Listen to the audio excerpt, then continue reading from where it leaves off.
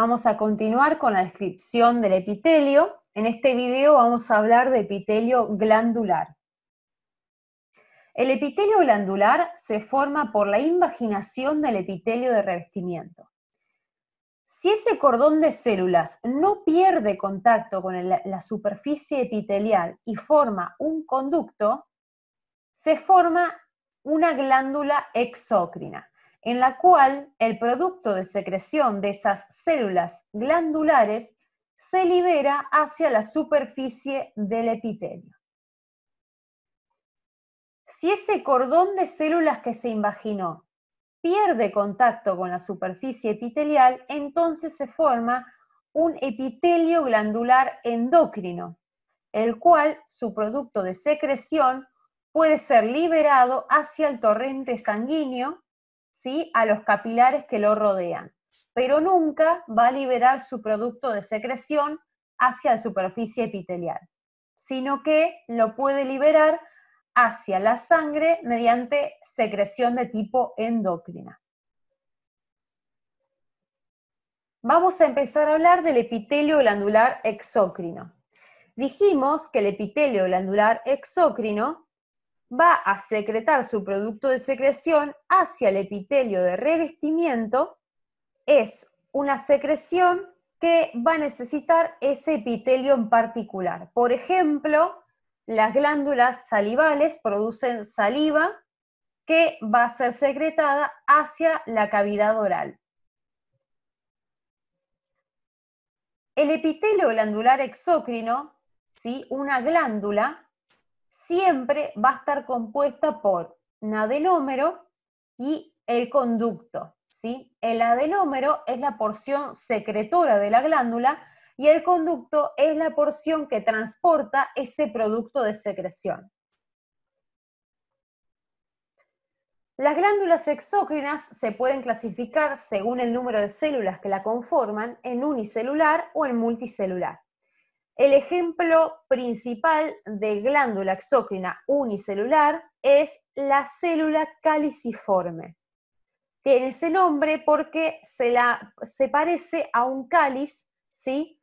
Va a tener el núcleo bien basal y la forma apical redondeada llena de producto de secreción que es mucinógeno. La podemos encontrar, por ejemplo, en la mucosa intestinal y en la vía aérea. En cuanto a las glándulas multicelulares, ¿sí?, están formadas por muchas células que se organizan para formar la glándula. Según se divida o no el conducto excretor principal, puedo clasificar las glándulas exócrinas en simple, si el conducto excretor no se divide, y en compuesta, si ese conducto excretor se divide. La puedo clasificar también en ramificada y no ramificada según el número de adenómeros por conducto. Si solamente tengo un adenómero por conducto, digo que la glándula es no ramificada, y si tengo varios adenómeros por conducto, la glándula es ramificada. También la puedo clasificar según la forma del adenómero, que puede ser tubular, ¿sí?, si tiene forma alargada, acinar, en el cual está compuesta por células grandes y una luz pequeña, y alveolar, en la que las paredes son finas, ¿sí?, las células son de baja altura y tiene una gran luz esa glándula. De esta manera puedo clasificar, según estos criterios, a las glándulas en tubulares simples, si tiene forma tubular y si su conducto excretor principal no se divide, en glándulas simples tubulares ramificadas, si tiene varios adenómeros por conducto, y en glándulas tubulares compuestas, si el conducto excretor principal se divide, y así con cada forma de las glándulas. También las puedo clasificar según el mecanismo de secreción en merocrina, apócrina y holócrina. El tipo de secreción merocrina es el cual la célula vacía su contenido por exocitosis y no pierde ninguna parte de la célula. En la secreción de tipo apócrina, cuando secreta, pierde una parte del citoplasma. Y el tipo de secreción holócrina es la secreción en la cual la célula sufre una muerte celular programada o apoptosis y se libera junto con el producto de secreción. Acá vemos un ejemplo de glándula holócrina, que es la glándula sebácea, en la cual vemos cómo van desapareciendo los núcleos de las células porque van sufriendo apoptosis y se van junto con el producto de secreción. También puedo clasificar a las glándulas exócrinas según el tipo de secreción en glándulas mucosas, serosas y mixtas, si tienen ambos tipos de secreción. Bien, una glándula de tipo mucosa es la que secreta mucinógeno, que son proteínas con gran nivel de glucosilación. Como estos gránulos son hidrosolubles, se van a perder con la técnica histológica de rutina y el citoplasma de las células va a aparecer claro, ¿sí? Porque se pierde con la técnica histológica. Entonces, una glándula mucosa va a tener un color pálido.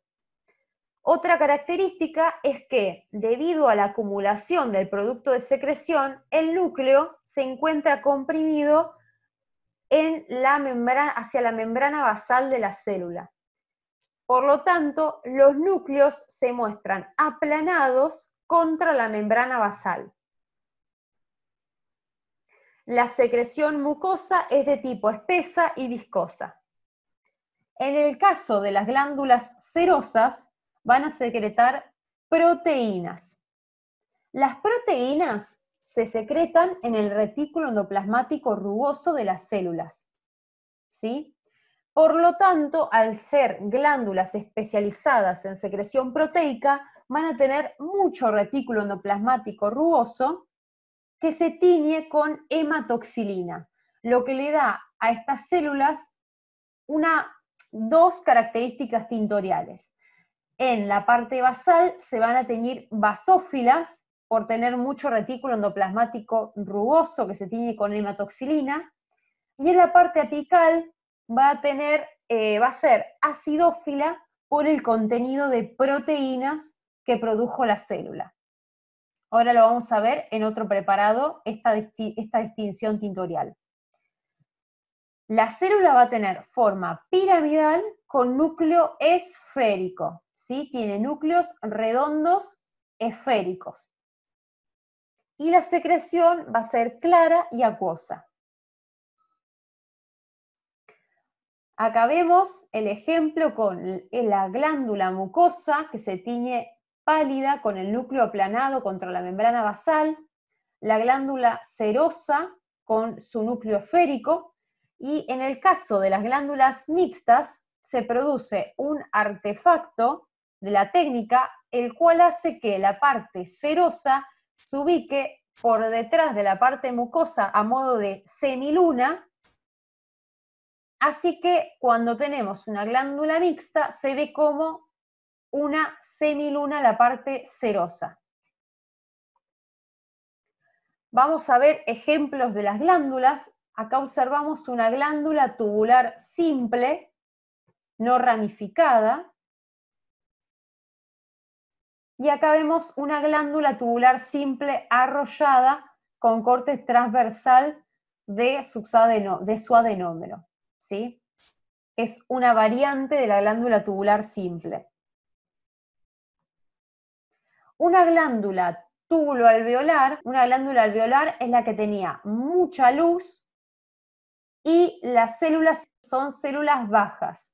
Así se ve una glándula túbulo-alveolar. El ejemplo clásico son la glándula mamaria y la glándula prostática.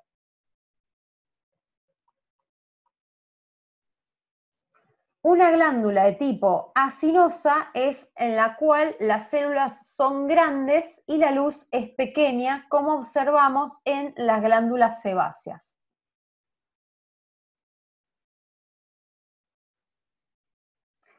Aquí podemos observar en un preparado histológico glándulas compuestas en la cual su conducto excretor principal se divide.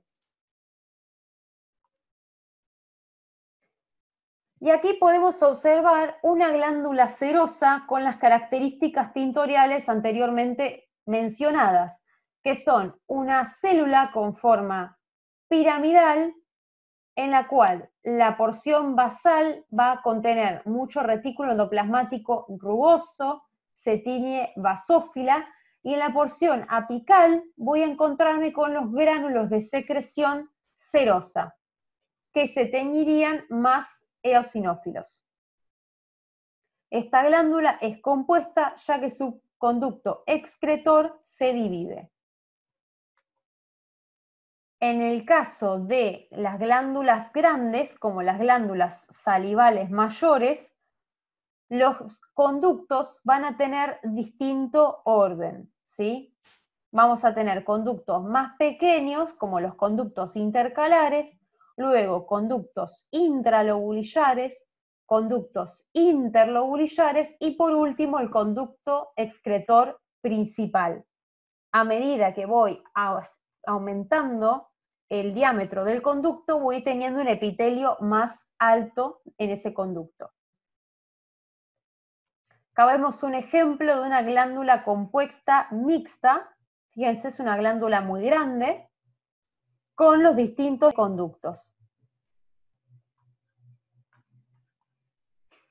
Acá podemos observar una glándula mixta con el componente mucoso claro, con los núcleos aplanados contra la membrana basal, y el componente seroso en forma de semiluna, ¿sí? En forma de semiluna que rodea el componente mucoso. Y aquí podemos ver un conducto excretor glandular con epitelio cúbico simple, ¿sí? Bien, entonces todos estos son adenómeros glandulares de tipo acinares y su conducto excretor.